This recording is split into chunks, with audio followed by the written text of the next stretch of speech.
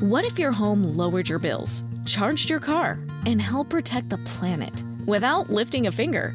Every City Ventures home is built with solar, smart thermostats, EV charging readiness, and Energy Star appliances all included standard. It's eco-friendly living without the compromise. Intelligent, integrated, included. Discover California's leader in sustainable new home construction at cityventures.com. That's cityventures.com. Here's the snapback. Here's the kick. He's got the leg into it. If it is good, and it is!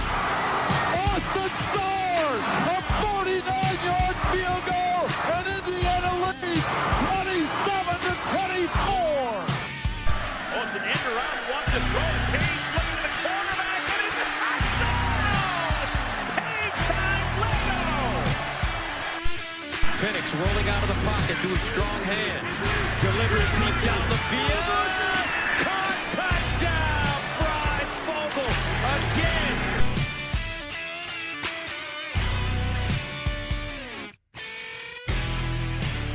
Insert big person pun here. This is the LEO podcast. I'm your host, Michael Bragg. I'm running solo, or kind of solo. No Brandon today. So we're blessed by the presence of just our producer from Purdue, Seth. Whoop, whoop. So you can find me on Twitter, your host. That's at Bragley, Braggley. You can find our producer from Purdue, Seth. You don't want to find me On Twitter if you want to. He's a terrible follow. It's at SETAH5. That's for some reason some sort of SETA5 on Twitter. And he's private, so he's going to have to accept you. All the Purdue play-by-play you could possibly want. Yes, and it's a lot. So Lots of exclamation marks. Yeah. it's actually a pretty funny follow during football season. So maybe you should follow him during football season. So speaking of football, let's talk about football. Let's talk about the defensive line. IU traditionally runs a 4-2-5 formation. I don't know if you know what this means, Seth, or anybody else listening, but that means 4 down linemen, 2 linebackers, 5 defensive backs, or some sort of configuration of defensive players. Usually for us, that's 2 safeties, 2 corners, and a Husky. So let's get into what we think is going to be the spring depth chart. I'm assuming I'm going to be carrying this quite a bit. You can just kind of jump in. I wore Old Navy Husky size jeans when I was a kid. That's the level of contribution I'm going to be providing today. I do remember my mom bought me a pair of, maybe she didn't buy, I just remember seeing the tag Husky like on the sticker. Like size 12 Husky or something. It was in the store. 16 Husky, is that a thing?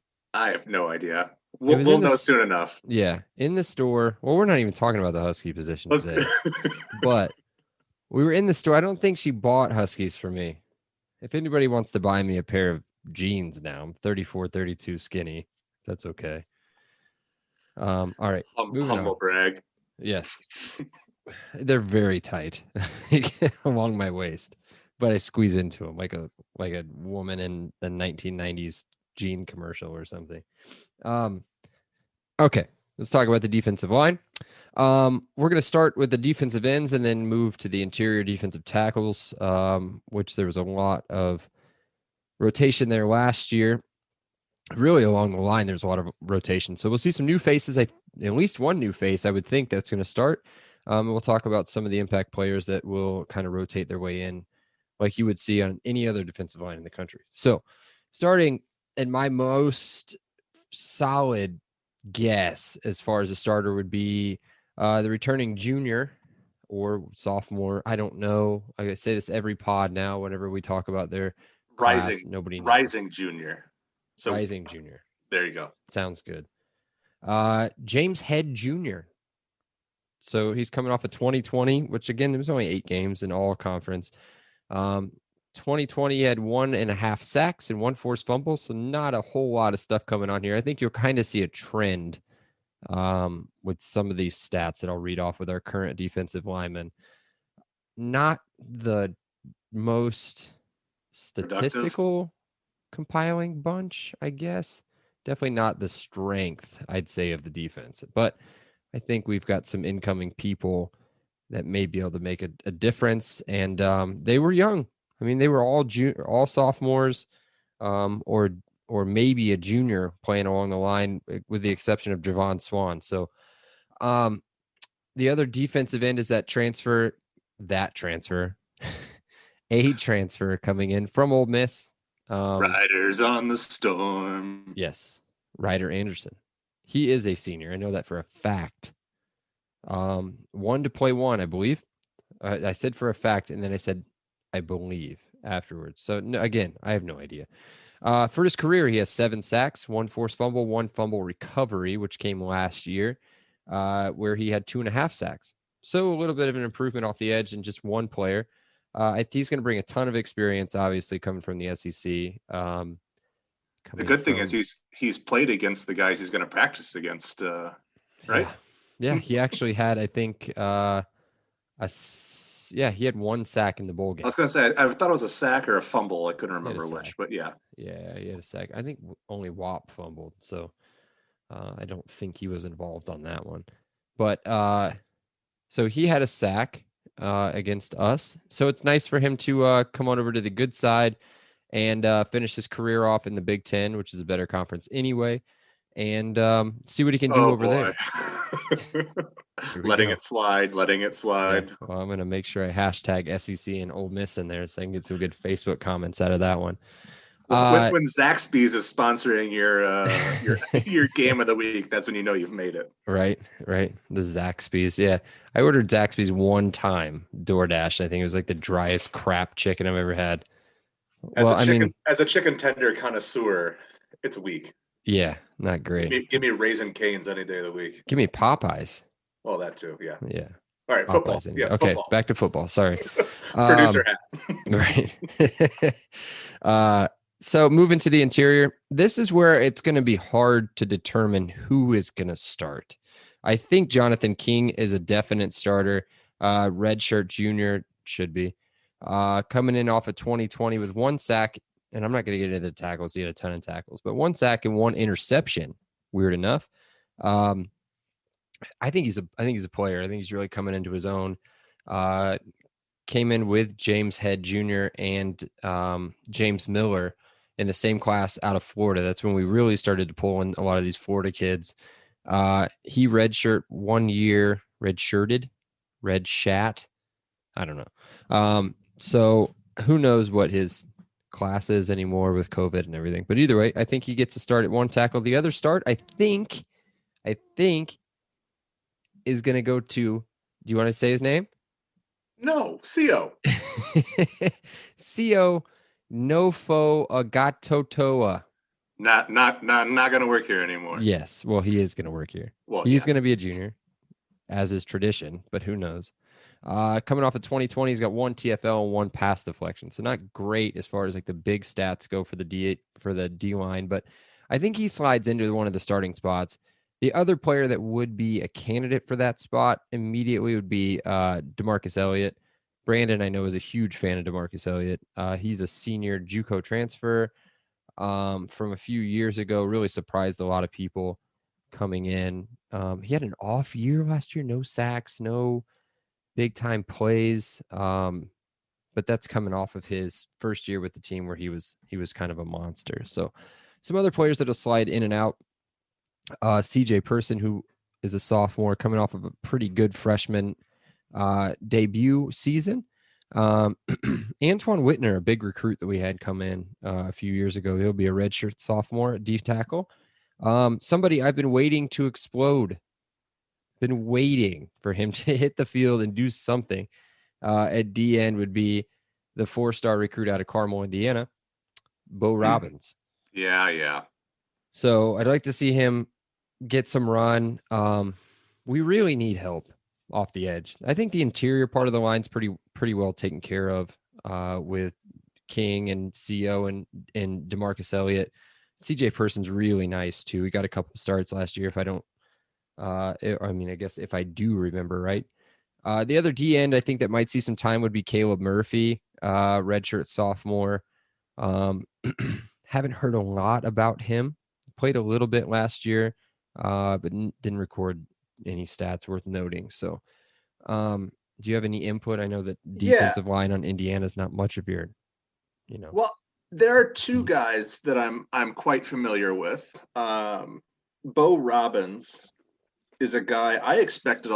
Again, he's a redshirt sophomore. I'm not the guy who's setting the expectations. I don't know what that is, but he was, Purdue. We missed out on him. So I was hoping that he'd be one of those guys who tear it up at IU and kind of, I don't want to say rub it in our face, but be like, all right, well, we lost out on a really good one. You don't want him to be awful. And then it's like, oh, well, we busted our ass recruiting a guy and he turned us down and he still sucked anyways. So, you kind of want the guy to do well. I think I'm on the same page as you. I expect him to improve dramatically.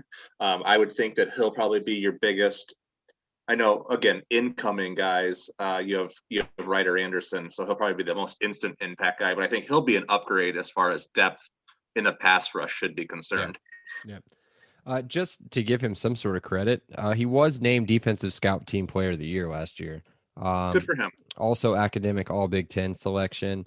So he's getting recognition, at least from the team.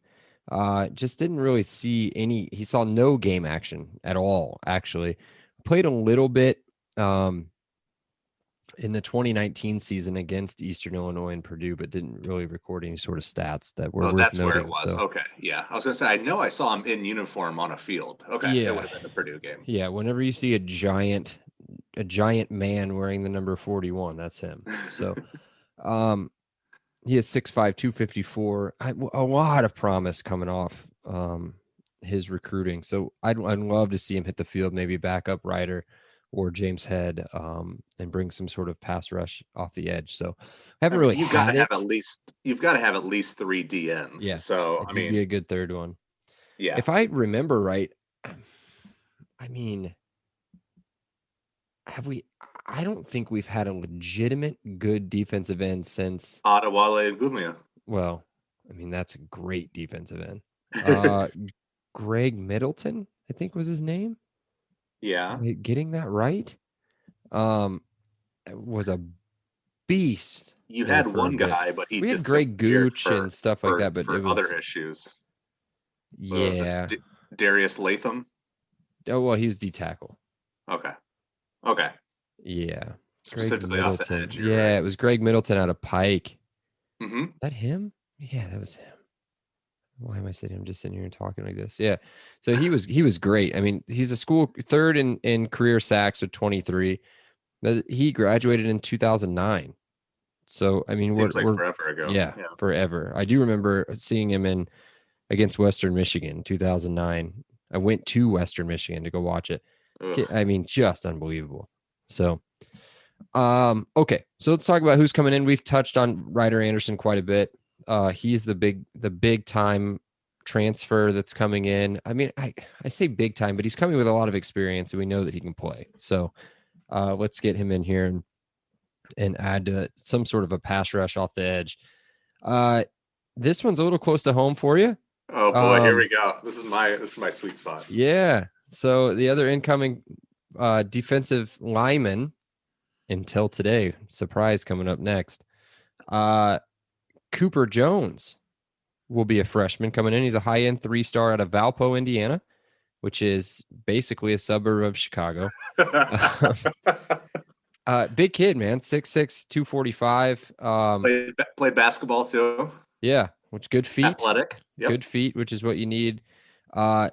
Doesn't seem to be the speed type off the edge, more of a power guy. I don't care. I do not care what he is. He'll set an edge. He'll help in the run. Whereas I said, I expect Bo Robbins to be a little more of a pass rush guy. I think he's the guy who helps you out in the rush game, helping with the zone reads, kind of maintaining the leverage on the edge, trying to force people back inside. I think, I don't know. I assume you guys are good enough now that you're redshirting most lineman type players to beef them up for at least 1 year. So I'd expect him to probably redshirt. But I also think he's capable because he has the size and the thickness to not really need to add the freshman 15 or 20 like a normal lineman would. Yeah. So he did not become an early enrollee, so that's not usually a great sign as far as early playing time goes. He was still playing basketball until mid-March, so I'm guessing that was he and his brother were like the top 2 players on the Valpo team that I think went to regionals maybe. Gotcha. I mean, he's ranked as a top 30 strong side defensive end in the country. So, remember they were 5A state runners up 2 years ago and Final Four last year. His offer list is stout, impressive. I mean, Iowa, Michigan, Ohio State, Central Michigan, and then looks like Harbaugh would have got him if he had spent the night. That was down at the bottom. It looks like Purdue. What do you mean spent the night? If Harbaugh would have spent the night with him? Yeah, remember that's how Harbaugh gets all of his recruits is by sleeping over and climbing trees at their house or whatever. All that goofy. I thought he just took him out to Lululemon and bought him a pair of khakis or something. He can't. I think that's illegal. Oh, okay. Well, illegal. Illegal. Yeah. Or just like Lululemon just gave him a pair of khakis. And then he dropped make them fun of me. I'm from Chicago and I wear Lululemon pants. That's all right. So I hinted a little bit. And you can call it what you want. It's a surprise. Happened right before we started recording. IU did just pick up a transfer from Northern Illinois. It looks like he will be a senior. He's played 4 years at Northern Illinois. Defensive end, his name's Weston Kramer, coming in with a career total of 3.5 sacks in the MAC. So take that with what you will. He's a world beater. Yes. But he's experienced. I'm sure. Yeah, that's what I was going to say. Was getting the experience part of it in.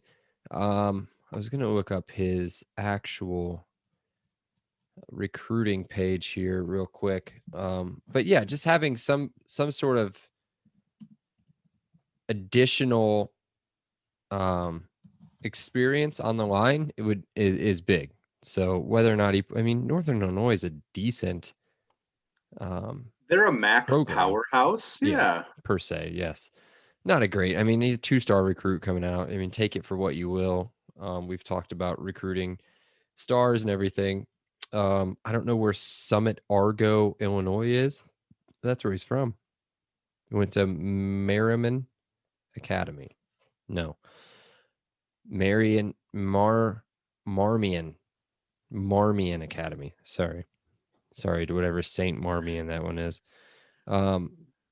Yeah, so that's what we just got. So welcome, Weston. Should have had you on the pod, bud.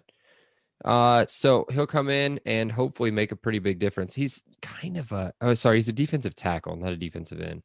6'1", 290, so kind of just a meatball there in the middle. Run stuffer. Yes. Yes. So can't have enough of those guys though. Exactly. So sorry to disappoint everybody that's listening, all 3 of you, but we have no Brandon, which means we have no Brando's Randos, which means you just have to listen to me talk about Monon Track Club.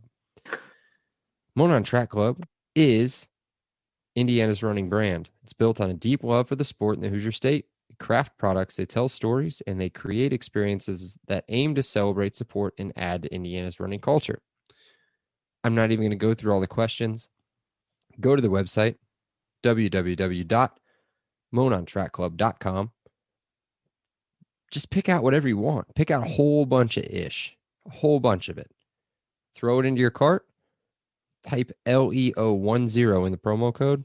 Watch what happens. 10% off. Get it all off.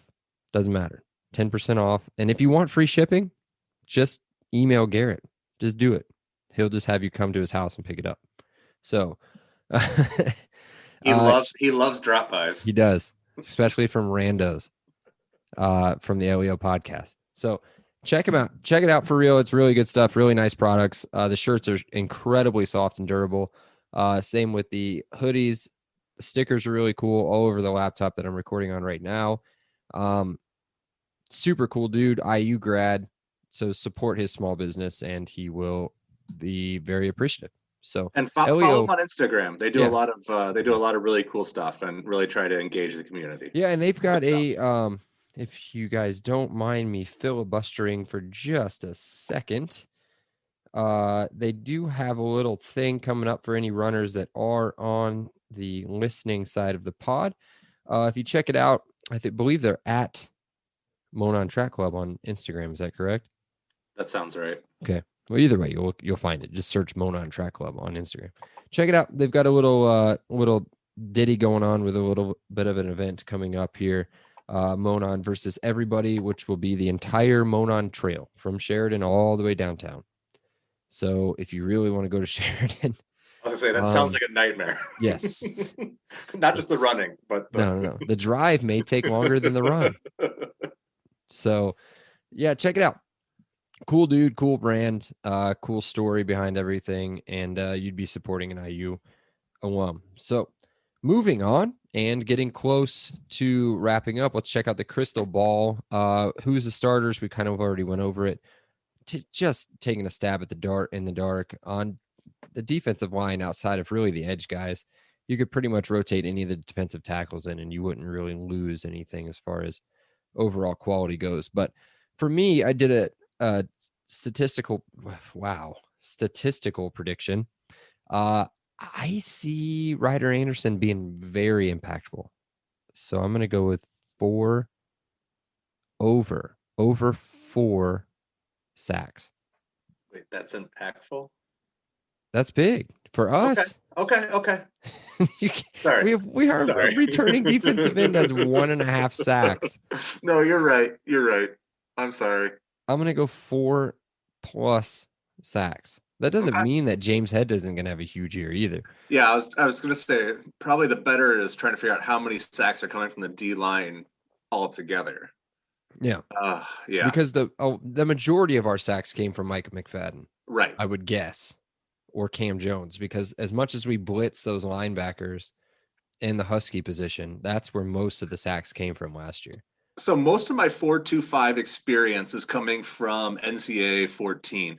And and all I could tell you is that the D linemen don't pick up a lot of stats because the safeties and the linebackers end up getting all the blitzes. They end up getting all the sacks.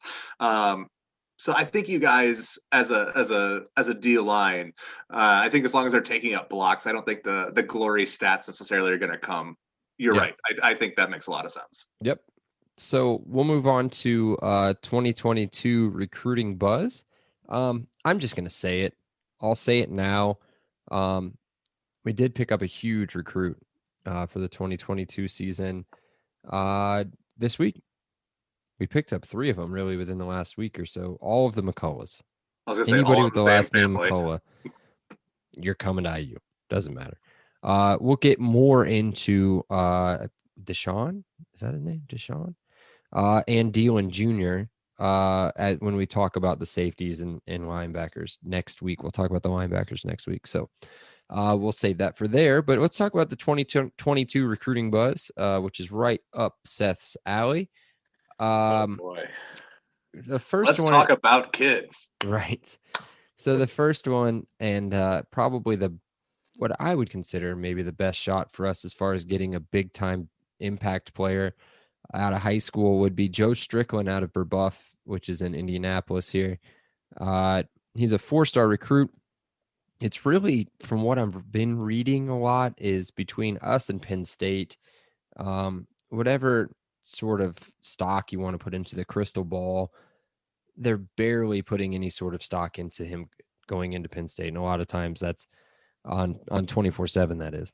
And a lot of times that's them just putting somebody in there to get somebody in there. So he does have an OV set for 625, which is always great. Whenever they schedule an official visit, that's always very good news. So, because you only get 5.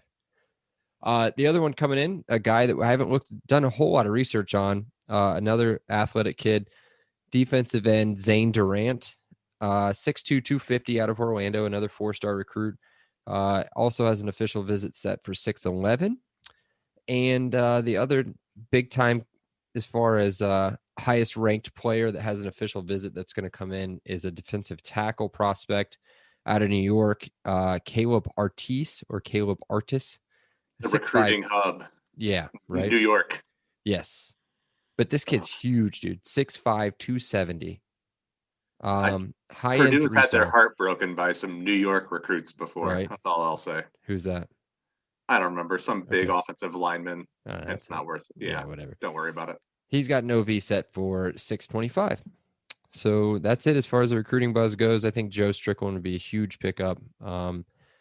He's got a pretty nice offer sheet as well as Zane Durant. So it would be nice to pick up some good edge rushing to replace what we're going to lose in Ryder Anderson and eventually with James Head. So let's get into the position grade. Did you do a grade for this? Yeah, I position did. Group? Okay, I well, I'll dicked let you go around, yeah. first. Go All ahead. right. So I was leaning towards a TBD because I don't think there's enough information here to really make a good determination. I'm going to go ahead and give it a C. I think this isn't a great. I don't think it's the best core you're going to have right now. I think next year they're going to be like an A, but I think they need this year of seasoning to really develop into being kind of a fearsome foursome. So I will go ahead and say C, but with an asterisk saying that there is a high ceiling on this. So I could be very easily wrong. Well, They may mature a little faster than I would expect. yeah, and I hope you're wrong. So, And Ryder Anderson may be the guy who erases a lot of, a lot of yes. zeros across other, in other positions. So, Yeah. It's just too hard to make a determination. I agree. And I think you're going to see a big difference just based off the 3 non-conference games. Playing Sure. that Yeah. 8, I think we played 8 games total. So playing the 7 Big Ten games that we played should have been 8. Kind of skewed a lot of those numbers, or really kept them down, because you're talking about I don't even care if we're talking about Rutgers or not. You're still talking about pretty high-end talent, definitely higher than what you're going to compare to, like Western Kentucky or Idaho, for example. Maybe even higher that's than where Purdue's getting all of our transfers from. Don't speak too ill of those schools. So I think you'll see an uptick in that. I gave the position grade a C+. Kind of the same deal with you. Tons of potential. Incoming freshmen and transfers should provide more of a pass rush from the edge. The defensive tackles need to be more consistent at stopping the run and pushing the line back. We were good defense, but we weren't great. We're definitely not up to Tom Allen's standards. He wants to be a top 25 defense every year. Who makes the biggest leap? I think I'm not going to pull a full Brando's Rando here, but who makes Robbins, the biggest? if I had to guess. You think so? Yeah. Okay. I'd say Bo Robbins, or doesn't CO have to though? He was on the field a bunch to have that few of stats. His stats were impact stats. Yeah. Let's look at CO real quick. I used this. There we go. So he only had 5 solo tackles, 7 assisted tackles, 1 TFL, 1 pass deflection. That's it. I think Jonathan King is going to have a big year. Okay. He had a big year last year out of Tampa Bay Tech here, the sophomore. Well, should be a junior, redshirt junior. He had defensive tackle. Now, granted, take this with what you want. 3 tackles, 3 assisted, so 6 total tackles, 1 TFL, 1 sack, 1 interception, and pass deflection. So the kid did okay. We just don't lean enough on our defensive our defensive line. Yeah. I think for them to be able to create enough stats. I think they're almost more of block eaters. Oh yeah, like what? Yeah, that's pretty much what they call them on. I was thinking on the offensive line where. Well, I guess you're right. Yeah, block eaters, where they would just take up 1 or 2 defensive or offensive linemen, and then everybody else around them attacks and swarms, and then they get all the stats. So that's definitely what CO's doing. Yeah, and if that's his role, great. He's doing a great job of it. But from an impact stat standpoint, you'd like to see a big beefy D end have 5, 6, 7, 8 TFLs. Yeah. One of the guys I think might make a decent jump would be Shamar Jones. He'll be a junior. Didn't really talk about him too much. Defensive tackle, 6'1", 264. You want to talk about big boy in the middle. He only had one tackle last year, but 264. That's what they list him at. He looks like he's 264 in his face. That's not a knock. I was gonna say cover your tracks, buddy. No, not a knock. So like if you look at him in 2019, about the same stats. Yeah. So 8 tackles, 2 TFLs, a half of a sack, and scrub duty. Yeah. So I'd like to see him kind of step up a little bit. He was a decent recruit coming in, if I remember right. So I don't know. I think you guys have depth, which is what you want. I mean, that's the goal. It's just, what does the top end do? Right. And we've got a kid out of Noblesville too, Dalton Davis, 6'1", 262. I don't know where he plays. It's 6'1", 262. He played at the University of Findlay last year as a true freshman, recorded 11 tackles, 5 solo, 1 sack, and 2 for loss. So he might be the biggest one. Walk on. Noblesville, baby. Miller time. Enjoy it. That's right. Yeah, man. So that's it. So next week, Brandon should be back. He was a last-second scratch. So everybody, sorry about that. Sorry about me just, rambling on about Shamar Jones and stuff. But next week we'll get into the linebackers. But until then, be sure to check out the pod on Facebook and Twitter. It's facebook.com/podcastleo. And on Twitter, it's @podcastleo. You should also subscribe, download, rate, review, re-download, resubscribe, unsubscribe, resubscribe, re-download, undownload, re-rate, re-review. Yep. Either way, please do that. We love you. We'll talk to you later. Seth, talk to you later. Leo. Leo. He said it. Leo. Awesome day. Leo.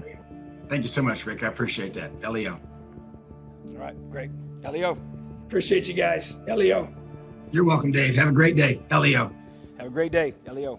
Appreciate you being here with us. Have an awesome day. And Leo. Oh, thank you so much. Leo. Well, thanks so much, Leo. Hey, thanks so much, Mike. Appreciate that. Leo. Appreciate you guys, man. Have an awesome day. Leo. Awesome. Leo. Leo.